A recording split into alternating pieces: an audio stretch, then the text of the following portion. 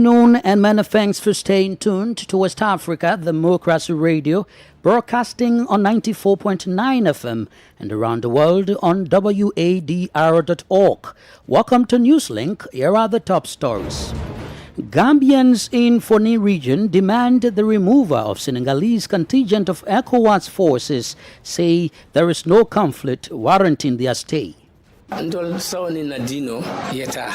we wished for is for them to leave. If there was a conflict and their mission was to protect us, one could have understood. But there is no war here. Their mission is definitely different from the objectives of ECOMIG.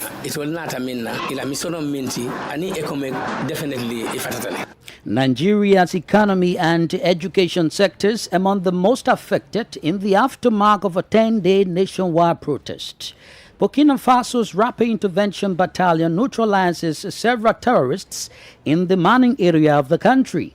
And the Coordination of Press Association of Senegal calls for protest on Tuesday, August 13, against government's pressure on media houses. Please stay tuned for details of these stories and more. Here is Augustine Coley with Newslink. Many thanks for joining our broadcast and a warm welcome to our listeners in the Gambia, Ghana, Liberia, and Sierra Leone. We begin the bulletin from the Gambia, where Gambians in the Foni region, the birthplace of former President Yahya Jammeh, have called for the removal of Senegalese contingent of the ECOWAS forces in their region.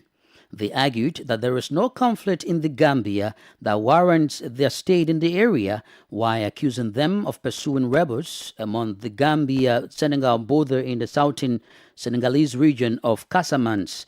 Our Banjul correspondent Sankule Janko traveled to the region and fight in this report. Buyam is the verdant heart of Foni, a region in the Gambia.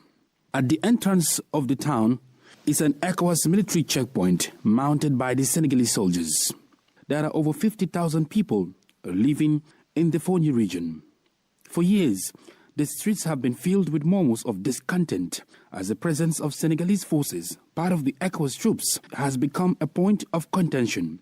This is because when the ECOWAS troops were first deployed following the political unrest in December 2016 and January 2017, it was with the promise of peace and stability. However, as the weeks passed, the promise seemed overshadowed by a growing sense of encroachment.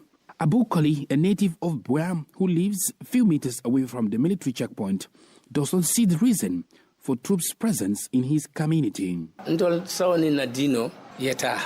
What we wished for is for them to leave. If there was a conflict and their mission was to protect us, one could have understood. But there is no war here. Their mission is definitely different from the objectives of ECOMIG. About 5 kilometers east of Buyam is another Senegalese military checkpoint mounted at the road leading to Kanilai, the birthplace of former President Yahya Jammeh. Several shootings occurred here. In 2017, Haruna Jata, a native of Kanilai, was allegedly shot and killed by the Senegalese soldiers stationed in the area. And in December 2023, another resident of the region, Douabaji, was also allegedly shot and killed by the Senegalese soldiers. These and other reasons make the people of this region feel that the troops have overstayed their welcome. For Bakari Bojang, also a native of Foni, believes they are stationed in the Foni region to check rebel activities at the border. Their mission is to come and attack the rebels in Casamance. The people of Foni are not happy and they don't want their stay here. Although the Gambian government insists that the Senegalese contingent is part of the ECOWAS forces deployed to the Foni region to provide security, the National Assembly member for Foni Councillor Almami Jibe claims former Senegalese President Macky Sall and President Adam Barrow had an agreement to have the soldiers pursue rebels in the area. Enough is enough. When they killed in Gambia, they are intimidating our people, impregnating our people, and our people are not even going to school, children. WDR's efforts to get a comment from the Senegalese soldiers in Foni proved futile. That's Banjul correspondent Sankule Janko fight that report. The extended version will air though in our 6 p.m. newscast. Still in the Gambia, former Brigadier General Bora Koli, who has been on the run for 7 years, has surrendered to the Gambian armed forces. This marks the end of a long pursuit for the high-ranking officer alleged to be involved in human rights abuses under the previous regime. Colley, who served under former President Yahya Jammeh and was allegedly associated with the notorious Juninglas unit, turned himself into the military police at Yundum Barracks around midnight on August 9 this year. Oge Oberika has more in this report. The Gambian Armed Forces confirmed Colley's surrender in a statement, noting that he had been avoiding justice since Jammeh's departure to Equatorial Guinea in January 2017. The statement also revealed that surveillance was immediately established around Colley's residence in the greater Banjul area following his surrender. Colley is now in custody and is reportedly cooperating with ongoing investigations. Colley's attempt to evade capture began in December 2016 following Jammeh's loss in the presidential election to Adama Barrow. Initially conceding defeat, Jammeh later sought a recount and attempted to retain power, prompting ECOWAS to threaten military intervention. Negotiations led by former Mauritanian President Mohamed Ould Abdelaziz and former Liberian President Ellen Johnson Sirleaf ultimately persuaded Jammeh to leave office. Colley, along with other associates, attempted to flee the Gambia but was intercepted by Senegalese police and subsequently handed over to the Criminal Investigation Division. After a period of interrogation that led to significant discoveries, Colley was released and sought refuge in Guinea-Bissau. The circumstances of Colley's return to the Gambia remain unclear. The Gambian army has promised to provide additional details on the conditions of his return and the length of his stay in a future statement. That was actually Echi Atisu with that report instead of Oge. Now, here in Senegal, the Council of Press Distributors and Publishers is calling for a day without the press tomorrow, Tuesday. The CDEPS denounces pressure on the press, which leads to the closure of certain media institutions. The Council of Press Broadcasters and Publishers calls on the government to enter into dialogue and find solutions to problems of the Senegalese press. The press bosses say they are facing political decisions that they describe as hostile on taxation and advertising. I suggest you listen to Ibrahima Lissa Fall, president of the Coordination of Press Associations of Senegal, on this subject. La presse est victime aujourd'hui d'une série de pressions et ces pressions-là sont d'ordre fiscaux. Également aussi interruption de contrats publicitaires. The press is currently facing a series of pressures, including fiscal pressure and interruptions of advertising contracts. Many cases have emerged related to the press, which has led to many press enterprises not longer being able to sustain themselves due to lack of resources. If we continue to operate during the day without the press, it means we are completely desperate. In fact, we don't even understand what justifies the refusal to open negotiations to resolve the press issues and end these difficulties, especially considering that we have a competitive sector which has been disrupted to consolidate power, and now those who are left are not willing to restart the normalization process. Nobody refuses to comply. But if you are asking someone who is struggling to survive for taxes, it means you want them to fail. I believe a compromise needs to be found regarding taxes, perhaps through a moratorium, and then we can move forward. Regarding other issues, there should be a discussion schedule that allows for a point-by-point review of the viability of press enterprises, because in reality, the problem with the press is very deep. It goes just beyond the issue of taxes. It's a very profound issue and should not be limited to taxes alone. Taxes must be paid, but that's not the sole problem. Ça dépasse les problèmes de fisc. En fait, c'est très profond. Il ne faut pas qu'on le limite à juste le problème de fisc. Il faut payer les impôts. Non, non. Ibrahima Lissa Fall is the president of the Coordination of Press Associations of Senegal. More stories coming up on West Africa Democracy Radio. Newslink continues. Now over to Burkina Faso, where the 19th Rapid Intervention Battalion said it has neutralized several terrorists in the Manin area where the terrorists were spreading terror. The operations took place from August 6 to the 10, 2024. According to the Burkinabe Army, nearly 86 terrorists were neutralized, including 2 captured and several war materials confiscated. However, the vigilance of the security forces made it possible to repel the various attacks. In the ranks of the BRR, security sources mentioned that about 4 soldiers were injured, including 2 evacuated during the fighting on the front. These injured fighters are in a very stable condition, according to the army.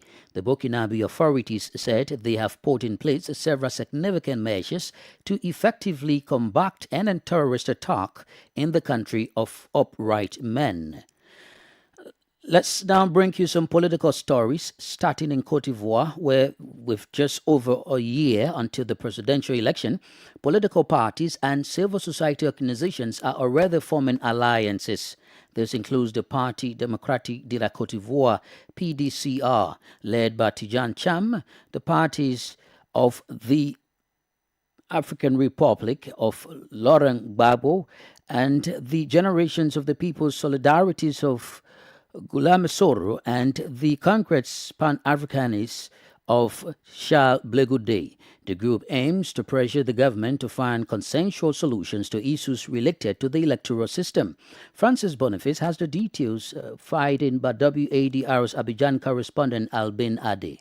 The new coalition of political parties and civil society organizations is voicing opposition to the current electoral process. They are demanding reforms on multiple levels. Former First Lady of Côte d'Ivoire, Simone Gbagbo, president of the MGC, Mouvement des Générations Capables, spoke on behalf of the coalition.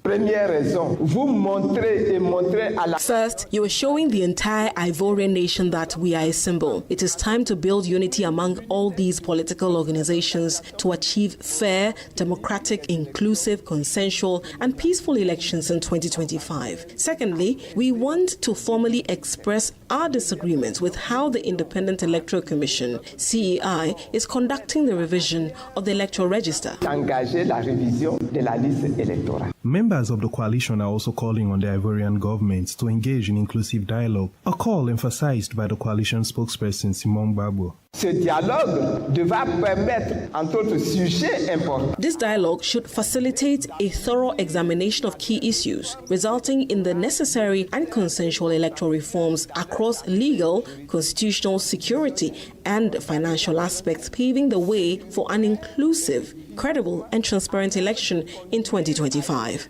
Inclusive, credible, et transparente en 2025. The opposition political parties and Ivorian civil society organizations involved in this alliance have signed a protocol agreement to pursue, in their view, joint actions for transparent and credible elections in Côte d'Ivoire. Francis Boniface voiced that report fight in by WADR's Abidjan correspondent Albin Ade. There have been contrasting reactions from the two leading political parties in Ghana to the announcement by public policy think tank Institute for Economic Affairs, IEA, to hold presidential debates in October and November this year. According to the IEA, the debate will provide candidates the opportunity to articulate their policies and point out their weaknesses in the policies and programs of their opponents. WADR's Nader Tete reports. To help Ghanaians make informed decisions in the December 7 polls, the Institute for Economic Affairs, IEA, on Wednesday announced it will organize two presidential debates in Kumasi and Accra, a vice presidential debate and a presidential evening encounter in Accra. The evening encounters are scheduled for September, with the presidential debates in October and November. According to the IEA, the debates will highlight candidates' vision, competence, credibility, and ability to address national challenges. Former Chief Justice and IEA Distinguished Fellow Justice Sophia Kufu provided further details.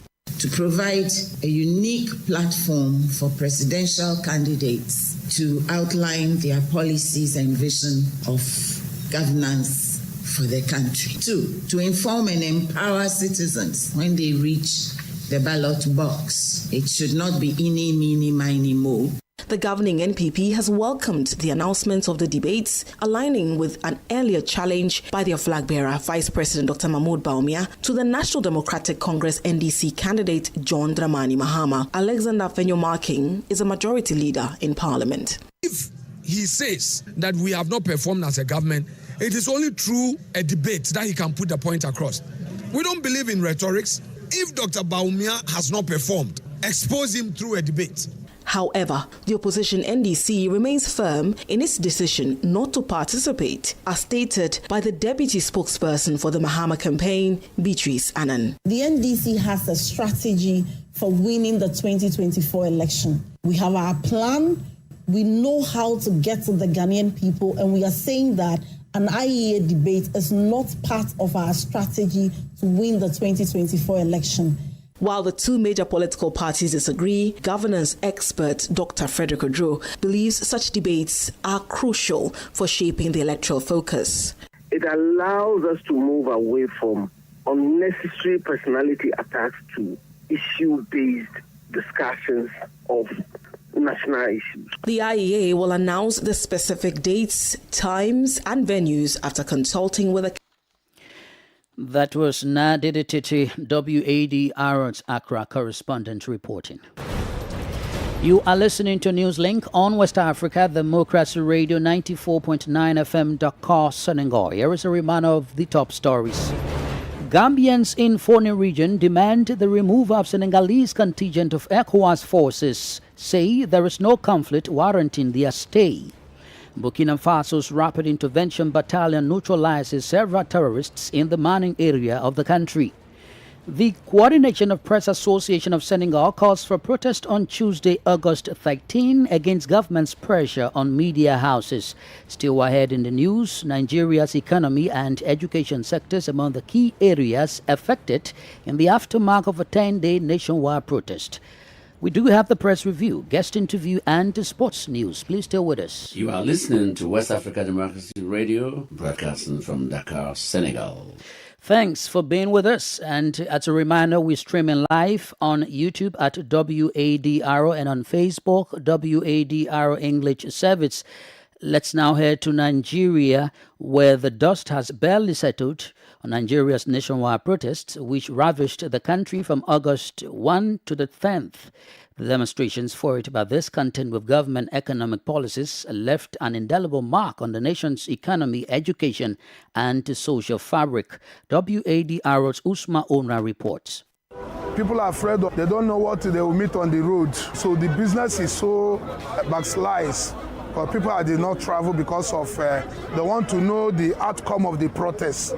During the 10-day nationwide protest, the economic, education and financial sectors suffered most.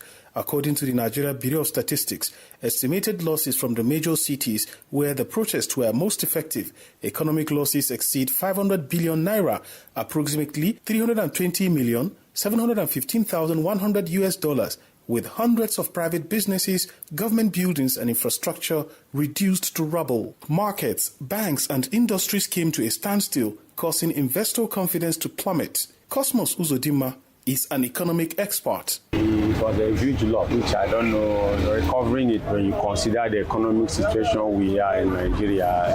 It's not a child's play, it's a serious issue. The education sector has also taken a heavy hit from the protests. Schools and universities closed their doors for 10 days, disrupting exams and academic activities. Student learning schedules are in disarray, with uncertainty looming over when classes will resume. The social impact is just as severe. At least 20 lives have been lost, with hundreds more injured and traumatized. Community tensions are rising, with ethnic and religious divisions deepened by the unrest. President Bola Tinubu's address on the 5th day of the protests offered a glimmer of hope, promising improved economic conditions and reforms. Yet, many Nigerians remain skeptical, demanding tangible actions to address their grievances. And that is why I'm out, to demand that the president meets all of our demands and to end bad governance in this country.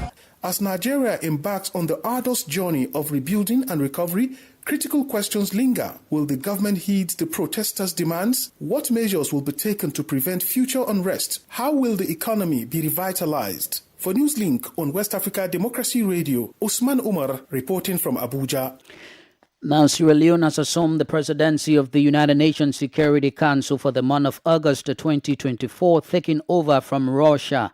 The announcement was made by the presidency of Sierra Leone and reiterated by Iram Kanu, the permanent representative of Sierra Leone to the UN. After 50 years, Sierra Leone will be responsible for guiding the agenda, convening meetings, and overseeing the activities of the world's primary body for upholding international peace and security, as stated by the Sierra Leonean head of state. In his role, President Julius Maada Bio will facilitate constructive dialogue between parties, build on mutual trust and respect, leading to peaceful and enduring conflict resolutions, as well as addressing other global challenges collectively. The discussion will focus on the maintenance of international peace and security, addressing historical injustice, and enhancing Africa's effective representation in the UN Security Council. This is the Newspaper Review. Stay abreast and find out what the top stories are in your country. This is the Newspaper Review. The Newspaper Review. For the Newspaper Review, let's head back to Nigeria and join Usman Omer. We'll begin the press review this afternoon with the Daily Trust newspaper leading with this story. Terrorists kill 4 soldiers in Sokoto, burn patrol vehicles, military launches manhunt. We move on now to the Vanguard newspaper. Monkeypox. Federal government directs travelers to Nigeria to fill health declaration form. Banks credit to manufacturing sector up 53.7% in the first quarter of 2024. Show of shame. 9 billion naira wasted. 88 athletes, no medal. This is referring to Team Nigeria that went for the Olympics in Paris 2024. Moving on now to the Leadership newspaper. Despite 5 military operations, insecurity is still taking a toll on North.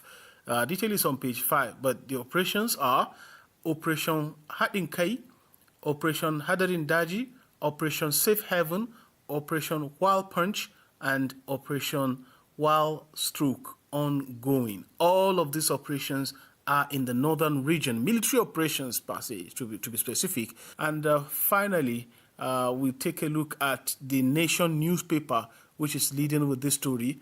Residents shun million-man march in Lagos, Abuja, Kano, Kaduna, Rivers, others. With rider, Kaduna government vows to deal with criminals pretending to be protesters. Kano holds special prayer for the nation. And lastly, Plateau youths present charter of demands to governor. Of course, on Saturday, organizers of the August 1 to 10 protests, nationwide protest, decided to again hold what was referred to as a million-man march across major cities of Nigeria. But as it turned out, nothing of such was witnessed in these cities. But of course, another one again is being planned according to Sowore, that is the founder and mover of the Revolution Now movement. He says by October, protests will return on Nigerian streets. But how that will pan out is we'll have to wait to see.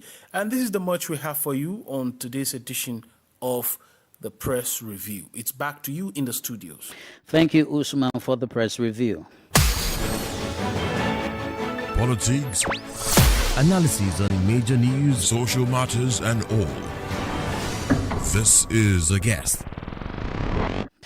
Our guest this afternoon is Dabilari Ebenezer, a regional political analyst. He provides analysis about the dust that has barely been settled on Nigeria's nationwide protest, which ravaged the country from August 1 to the 10th.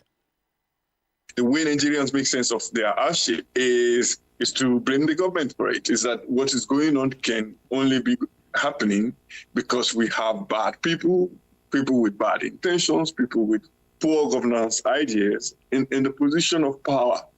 Now, my personal opinion is that you have to go back a little bit into a bit of history to understand how we got ourselves in this position, really.